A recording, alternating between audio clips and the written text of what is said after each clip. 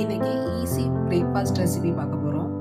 எப்போல்லாம் நம்மளுக்கு லேசியாக ஃபீல் ஆகுதோ அப்போ இது மாதிரி ஈஸியாக ஒரு பொங்கலும் பருப்பு துவையலும் வச்சிடலாம். அதுக்கு ஒரு கப்பு பச்சரிசி எடுத்து ஒரு 1 hour ஊற வச்சுட்டு 3 பங்கு தண்ணி ஊற்றணும். அவ்வளோதான். 3 பங்கு தண்ணி விட்டு கொஞ்சமாக சால்ட்டு, தண்ணி நிறையா வைக்கிறதுனால பொங்காமல் இருக்கிறதுக்கு ஒரு 3-4 ட்ராப்ஸ் ஆயில் விட்டால் போதும். ஒரு 3 விசில் வந்ததுக்கப்புறம் ஆஃப் பண்ணிட்டா பொங்கல் ரெடி ஆயிரும். அதுக்கப்புறம் துவையல் பார்ப்போம்.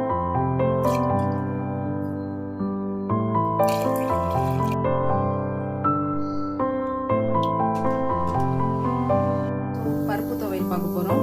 அதுக்கு கடாய் ஹீட் ஆனதும் கொஞ்சமாக எண்ணெய் விட்டு பருப்பு போட்டு பருப்பு லைட்டாக வதங்கினதும் பூண்டு பல் ஒரு 4, மிளகாய் ஒரு 3, கொஞ்சமாக கல்லுப்பு. புளி வைக்க வேண்டியதில்லை, நம்மளோட ஆப்ஷன். நமக்கு தேவைன்னா தேங்காய் வச்சுக்கலாம், தேங்காய் தேவையில்லைன்னா தேவையில்லை.